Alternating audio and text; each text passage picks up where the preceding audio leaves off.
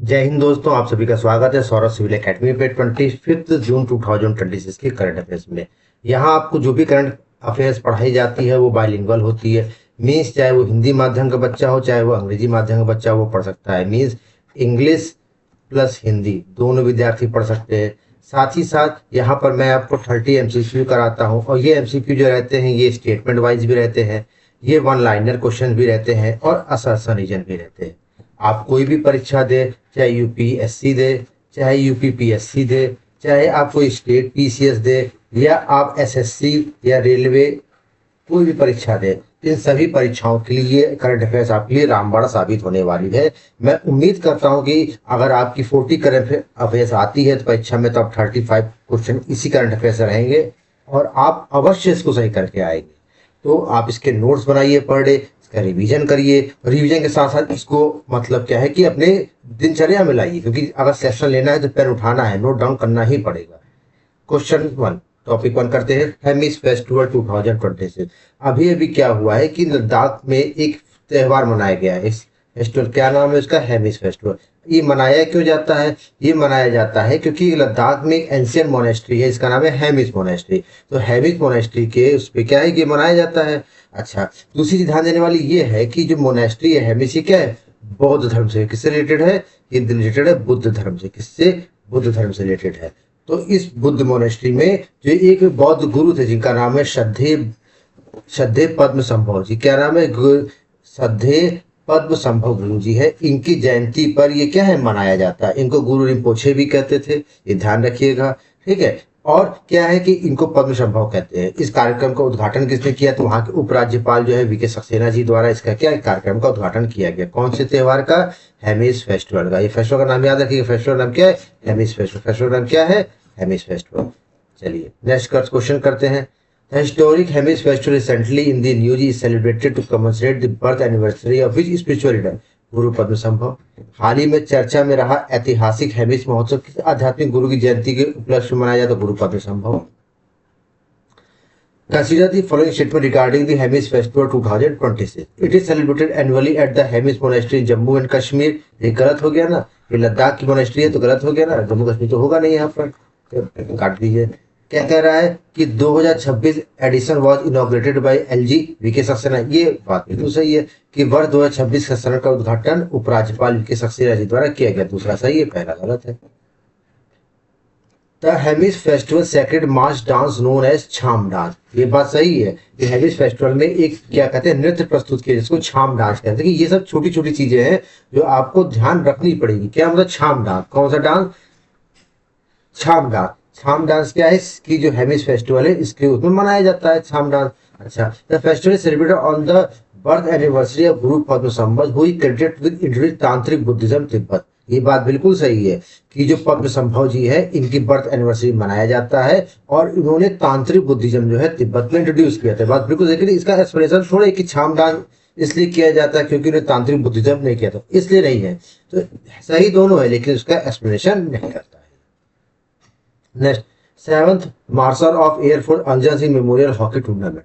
अभी अभी क्या हुआ है कि कर्नाटक में, कर्नाटक राज्य के बेंगलुरु शहर में, कर्नाटक राज्य के बेंगलुरु शहर में एक जो है हॉकी टूर्नामेंट हुआ है। किसके नाम पर हुआ है? ये 7वां हॉकी टूर्नामेंट है। मतलब टूर्नामेंट कैसा? 7वां संस्करण है इस टूर्नामेंट का। और किसके नाम पर है? ये एयरफोर्स मार्शल अर्जन सिंह है, इनके नाम पर है।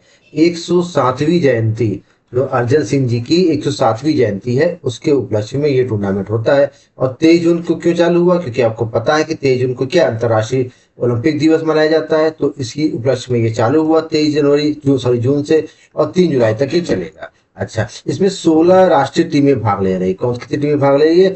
16 नेशनल टीम भाग ले रही है। और हमने बताया कि 107वीं जयंती के अवसर पर उनको क्या कहते हैं मनाया जाता है। और ये भारतीय वायुसेना के एकमात्र ऐसे अधिकारी जो 5 रैंक हासिल किए, मतलब 5 स्टार वाले, 5 स्टार रैंक वाले ये पहले एयर मार्शल थे जिनका नाम क्या? अर्जन सिंह जी।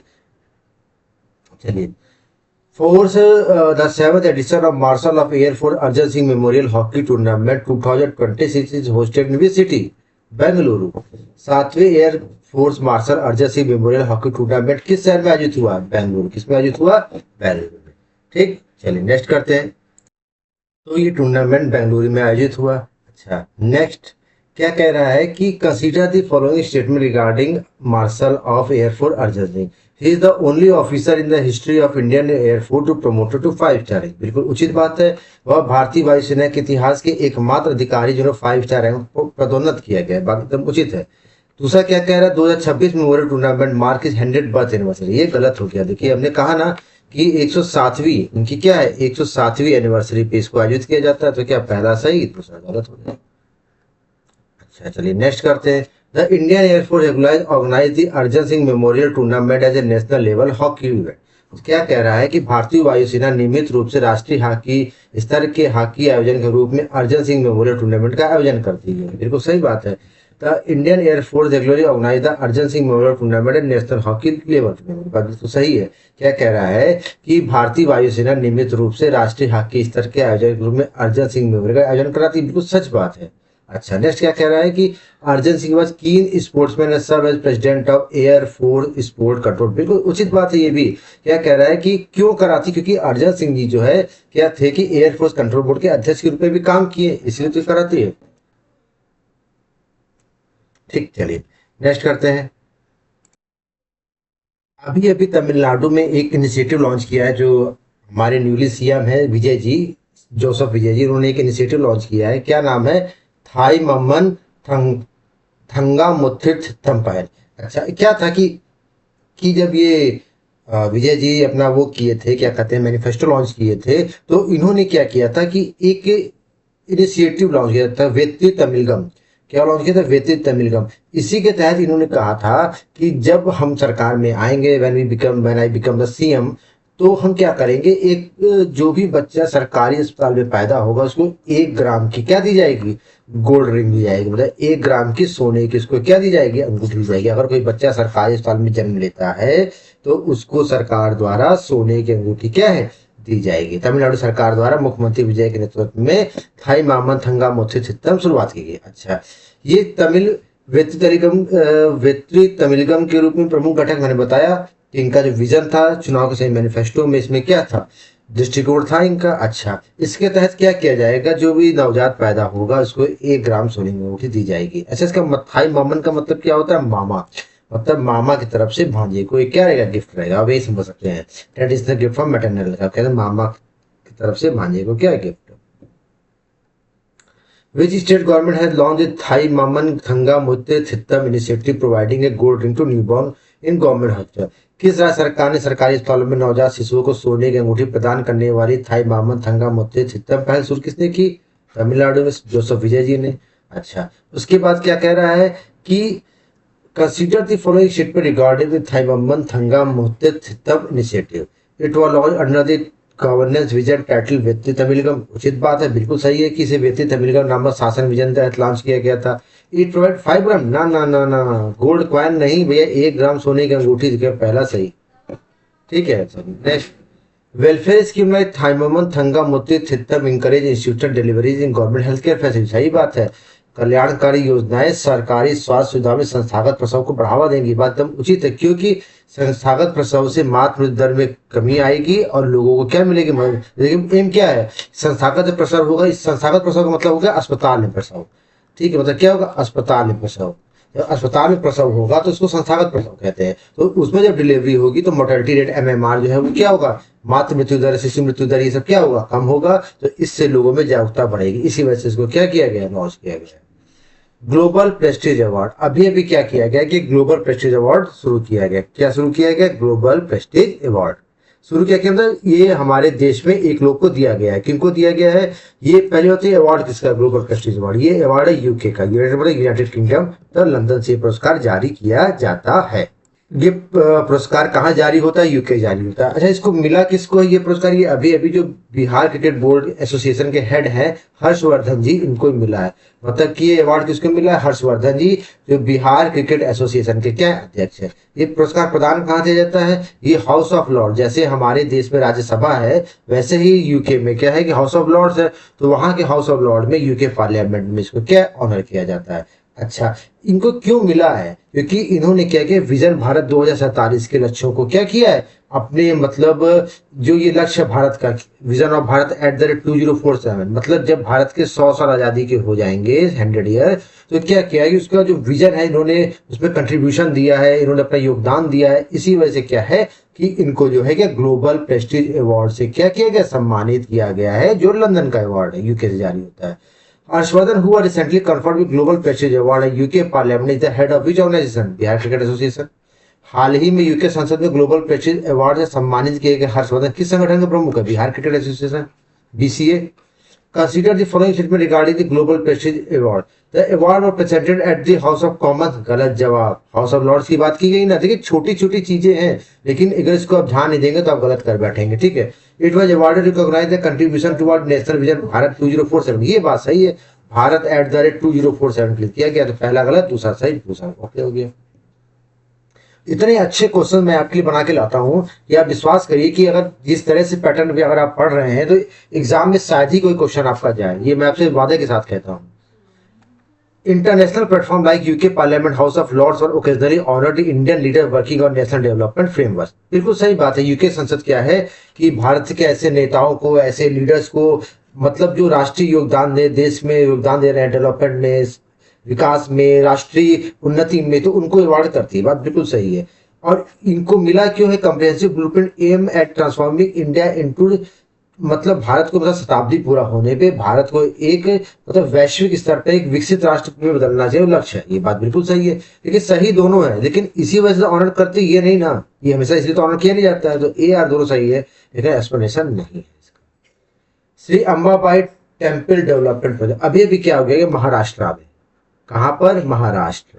महाराष्ट्र में आपको पता है सीएम कौन है, देवेंद्र फडणवीस जी, देवेंद्र फडणवीस जी सीएम है, शिंदे जी आपके डिप्टी सीएम है, सुनीता तिवारी जी भी आपकी डिप्टी सीएम है। तो अभी अभी क्या है कि महाराष्ट्र में एक मंदिर है श्री अंबाबाई मंदिर, ये अंबाबाई मंदिर है किसका, ये माँ लक्ष्मी का मंदिर है।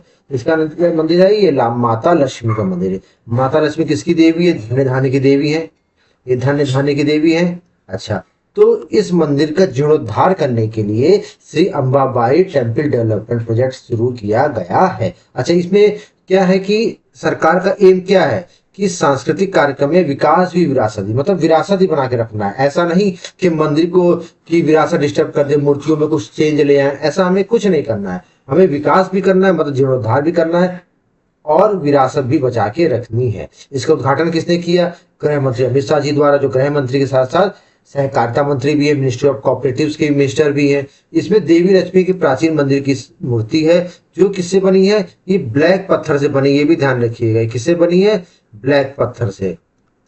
ये मूर्ति किससे बनी है, ब्लैक पत्थर से मूर्ति बनी हुई है। इसका जीर्णोद्धार करने के लिए ये प्रोजेक्ट शुरू किया गया है। क्वेश्चन करते हैं, the famous Ambabai temple which are recently selected for comprehensive development project by union minister Amit Shah is situated which, Kolhapur, Kolhapur की चप्पल भी आती है। प्रसिद्ध श्री अंबाबाई मंदिर जिसे हाल ही में केंद्रीय मंत्री अमित शाह द्वारा व्यापक विकास योजना में चुना गया था, किस जिले में स्थित, कोल्हापुर में स्थित है। नेक्स्ट करते हैं, consider the flowing statement regarding Shri Ambabai temple development project, it is executed under the flagship programme विकास भी विरासत भी, बिल्कुल सही बात है। इस कार्यक्रम के तहत विकास भी विरासत है निष्पादित किया जा रहा है, बात बिल्कुल सही है। The temple dedicated to goddess Lakshmi and feature a unique black garden, दोनों सही है। देखिए कह रहा देवी लक्ष्मी की मूर्ति है और अनूठी काले पत्थर की, ये भी सही, तो दोनों सही हो गया आपका। The central government fund the renovation of historic temple under the programmatic vision of विरासत भी विकास, विकास भी विरासत भी, बिल्कुल सही बात है।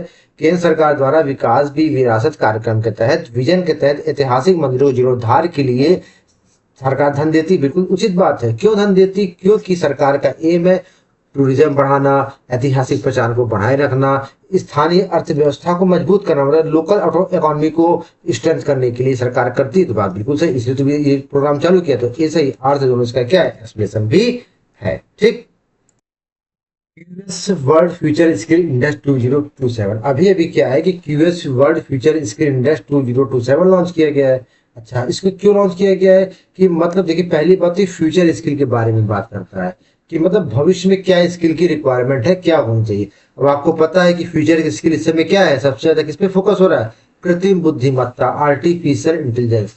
तो मतलब क्या कर रहा है कि ये सूचकांक क्या करता है कि एआई ड्रिवन फ्यूचर वर्क के ढांचे पर क्या कर रहा है, काम कर रहा है। अब इसमें रैंकिंग में क्या क्या कौन विश्व में तैयारी का मतलब कौन ऐसे देश है, कौन ऐसा कंट्री है जो मतलब एआई पे काम कर रहा है, एआई को तेजी से बढ़ाने में काम कर रहा है, एआई से सारा काम विकसित कर रहा है, तो इसके तहत क्या है कि इसको लॉन्च किया जाता है इस इंडेक्स को। अच्छा, तो ये विश्व रैंकिंग में भारत कौन सा स्थान है? 13वां स्थान है।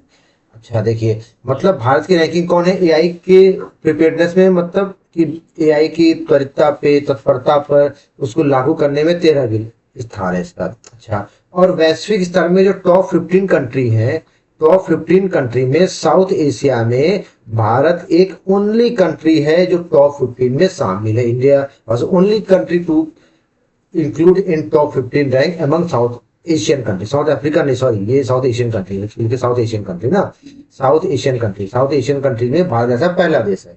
अच्छा, फ्यूचर ऑफ वर्क कैटेगरी में देखें, मतलब फ्यूचर ऑफ वर्क कैटेगरी में भारत को क्या है? 5वां स्थान प्राप्त हुआ है। कौन सा स्थान प्राप्त हुआ है? 5वां स्थान। ये बात बिल्कुल ध्यान रखिएगा, भारत को फ्यूचर ऑफ वर्क कैटेगरी 5वां स्थान मिला है। और यूएसए टॉप पे देखिए, यूएसए में चैट जीपीटी है, ओपन एआई, मतलब इतनी अच्छी अच्छी कंपनियां हैं कि मतलब बहुत तेजी से यूएसए आगे बढ़ रहा है। एनवीडिया हो गई, मतलब तो बहुत तेजी से एआई में विकसित हो रहा है। यूएसए प्रथम स्थान पे है, ये ध्यान रखिएगा। अभी जैसे सेमीकंडक्टर में के हब में चाइना ने यूएसए को लैग कर दिया, पछाड़ दिया है, तो वैसे ही बिल्कुल, तो एआई बहुत तेजी से बढ़ रहा है। Which country top the overall specific future of work category? New religious QS world future index किसने किया है? यूएसए ने किया है। नवनिवेशित वर्ल्ड फ्यूचर स्किल इंडेक्स 2027 में कुल मिलाकर विशिष्ट फ्यूचर ऑफ वर्क शेड्यूल किस देश ने हासिल किया है? यूएसए ने। QS world future skill index 2027, India is rank 13 in the global index south Asian nation in top 15। बिल्कुल सही बात है, भारत वैश्विक सूचकांक में 13वें स्थान पर, शीर्ष 15 में एकमात्र दक्षिण एशियाई देश है। बिल्कुल सही बात है। In specific future of work sub category India clean at 5th position. बिल्कुल सही बात है। उप श्रेणी में भारत को कौन सा मिला है? 5वां स्थान मिला। बिल्कुल सही है, ठीक है। Next, India is registered as strong presence in global future index like QS index में। बिल्कुल सही बात है, भारत ने क्यूएस स्किल इंडेक्स में वैश्विक तैयारी सूचकांक को मजबूत उपस्थिति दर्ज की। बिल्कुल सही बात है, दर्ज की। क्यों की है? क्योंकि Indian government actively promoted AI integration schemes और national programme on AI and wide spread digital literacy setup. सही बात है, भारत सरकार क्या कर रही है? एआई कार्यक्रम कर रही है, एआई की व्यापक डिजिटल साक्षरता पर जोर दे रही है, सेटअप पर जोर दे रही है, इसलिए तो ऐसा आया। तो बात तो सही है। BRICS head of space agency meeting 2026। देखिए, एक चीज तो आप मान के चलिए कि ब्रिक्स से रिलेटेड हर सवाल आपके लिए मतलब सोचिए इंपॉर्टेंट है। अभी अभी क्या हुई है कि ब्रिक्स की हेड ऑफ स्पेस एजेंसी की मीटिंग हुई है। अच्छा, अगर आपको मैंने बताया था कि पहले कौन कौन सी मीटिंग हो चुकी है, एक ऊर्जा मंत्रियों की, ऊर्जा की मीटिंग कहां पर हुई आपकी? आपको कल ही लिखवाया था मैंने, गुरुग्राम में हुई। अच्छा, उसके बाद कल्चर की मीटिंग, संस्कृति की मीटिंग कहां पर हुई आपकी? वाराणसी में हुई। ये ध्यान रखिएगा, बिल्कुल ध्यान रखिएगा। एग्रीकल्चर की मीटिंग कहां पर हुई? एग्रीकल्चर की मीटिंग इंदौर में हुई। अच्छा, और क्या कहते हैं, टूरिज्म की मीटिंग कहां पर हुई आपकी? टूरिज्म की मीटिंग आपकी जयपुर में हुई। उसके बाद एम्प्लॉयमेंट की मीटिंग कहां पर हुई आपकी? तिरुवनंतपुरम में। ये देखिए, मैच द कॉलम में सवाल बिल्कुल आ सकता है आपका कि कौन मीटिंग कहां हुई है। ये बात बिल्कुल ध्यान रखिएगा, इसमें 100% ये तय है कि क्वेश्चन तो आना ही आना है। और नेशनल सिक्योरिटी एडवाइजर्स की मीटिंग कहां पर हुई? दिल्ली में हुई। और ये नेक्स्ट मीटिंग जो हो रही है, 1 2 3 4 5 7वीं मीटिंग जो हो रही है, कहां पर हो रही है? ये बेंगलुरु में। देखिए, स्पेस एजेंसी की बात आई, स्पेस एजेंसी आपको पता है कहां पर है? बेंगलुरु में। अपनी इसरो जो है, इंडियन स्पेस रिसर्च ऑर्गेनाइजेशन, ये कहां पर है? ये बेंगलुरु में है हमारी। तो मीटिंग स्पेस एजेंसी कहां पर? बेंगलुरु में हुई। ध्यान रखिएगा। देखिए, तो मतलब मैं आपको देखिए जो पढ़ाता हूँ ना, मैं आपको 360 पढ़ाता हूँ। आप देखिएगा, मैं जो भी आपको पढ़ाया है, ब्रिक्स का 360 पढ़ाया कि एक भी क्वेश्चन आप हमारी करंट अफेयर से बाहर नहीं जाएगा। अच्छा, और ब्रिक्स का संस्करण कौन सा है? 18 संस्करण। होस्ट कौन कर रहा है? इंडिया होस्ट कर रहा है। इतनी चीजें आपको हमेशा ध्यान रखनी है जब भी ब्रिक्स का क्वेश्चन पढ़े, इतना चीज करिए। देखिए, ये सब तो स्टैटिक करंट तो इतना ही है ना बस आपका, लेकिन मैं आपको पूरा स्टैटिक बताते हुए चलता हूँ। मेजबान शहर बेंगलुरु कर्नाटक में, जिसके लिए मैंने बताया। इसके अनुसंधान इसरो के हेडक्वार्टर पे होने के कारण इसको नामित किया गया। मतलब मैंने बताया ना कि इसरो का हेडक्वार्टर है वहां पे बेंगलुरु में, तो हुआ। इसका एजेंडा क्या है? Space diplomacy. याद रखिएगा, मतलब स्पेस डिप्लोमेसी में काम करना इसका क्या है? एम है। रिमोट सेंसिंग, कॉन्स्टलेशन हो गया, आउट स्पेस में मतलब अंतरिक्ष का अन्वेषण करना, गहन अध्ययन करना, इसी वजह से इसका क्या है एम है।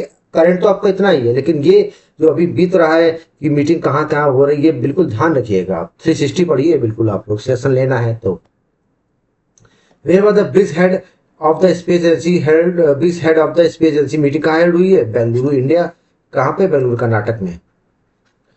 ब्रिक्स अंतरिक्ष स्पेस एजेंसी के प्रमुख की बैठक कहाँ आयोजित हुई? बेंगलुरु भारत में।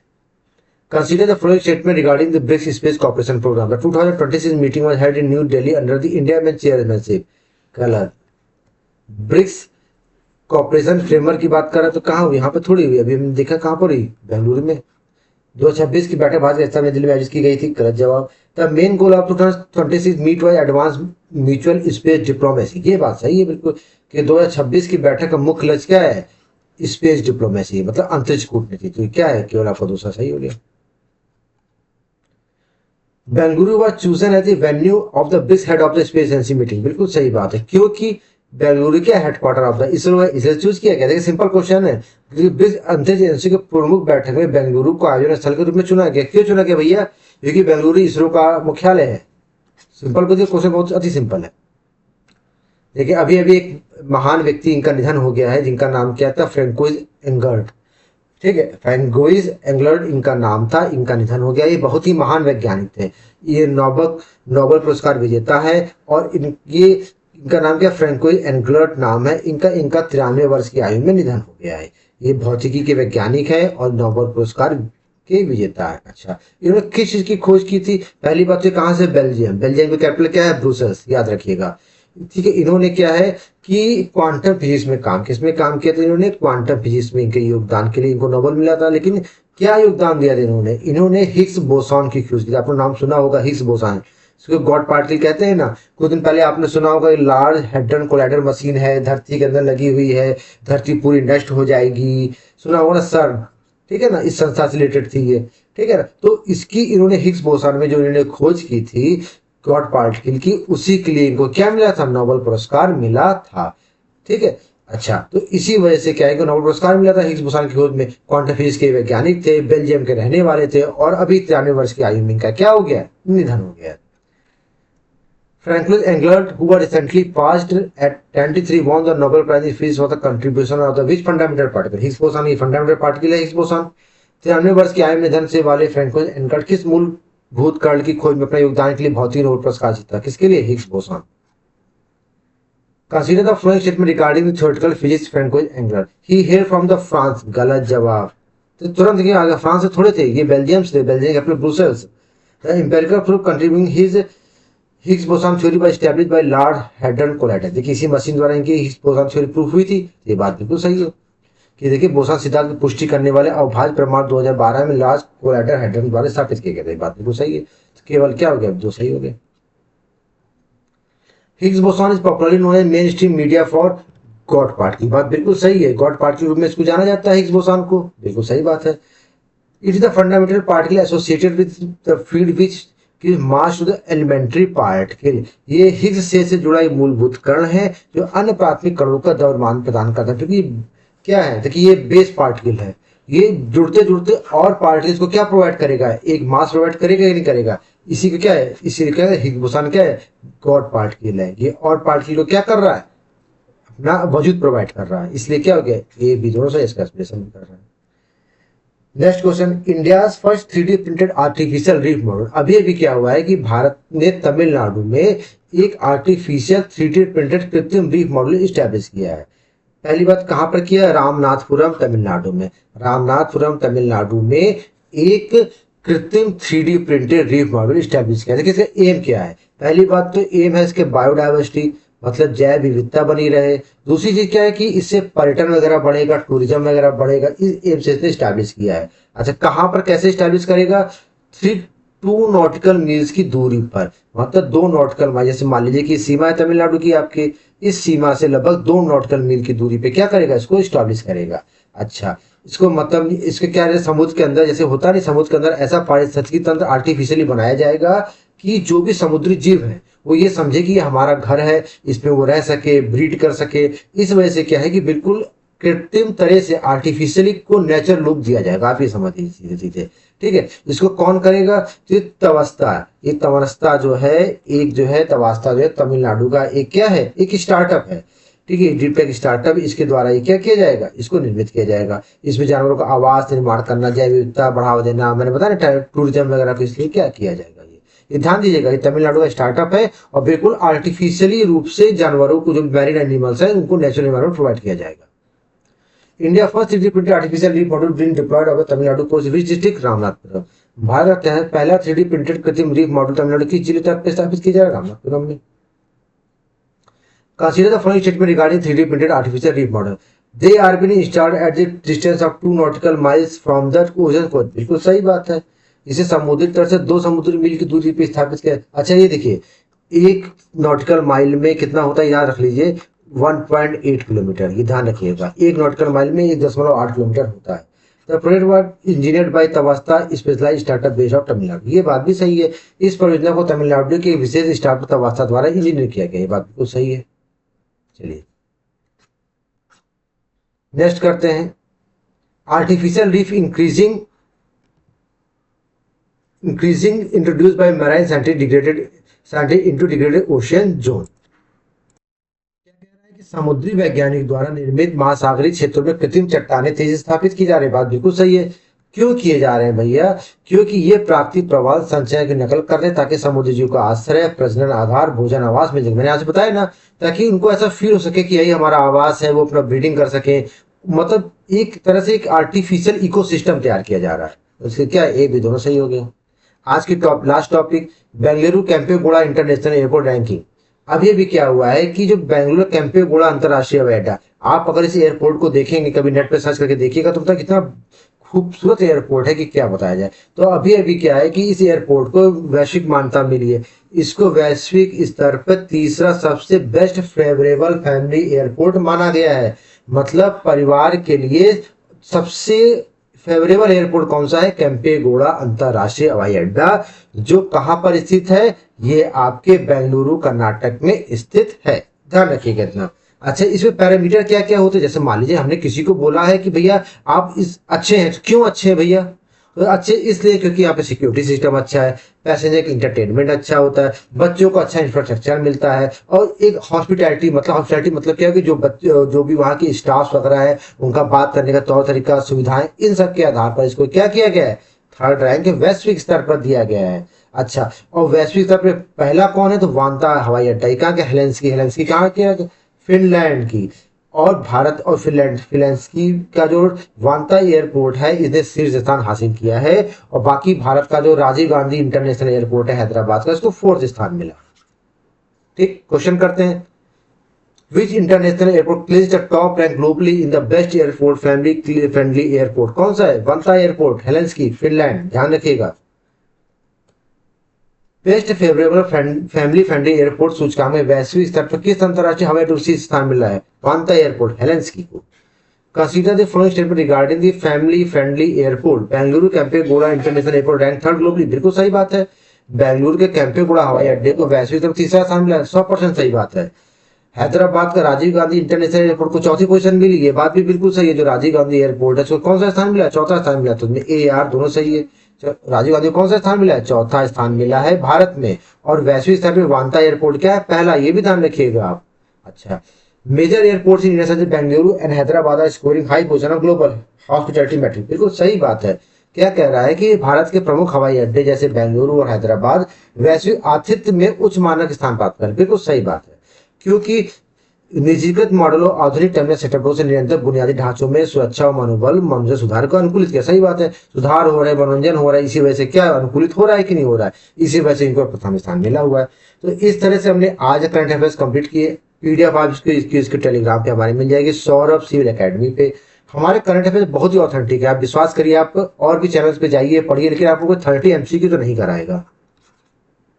MCQ भी बाइफरकेटेड हैं आपके एसेशन रीजन में, 1 लाइनर में, स्टेटमेंट वाइज में। तो इसलिए आप इसको पढ़िए, रेगुलर इसके नोट्स बनाइए। PDF है, बिल्कुल डिजिटल प्रिंटेड फॉर्मेट में आपको मिल रहे हैं, और नोट करिए, उसकी रिवीजन करिए। और आप विश्वास मानिए कि इससे बाहर जनरली नहीं जाएगा आपका।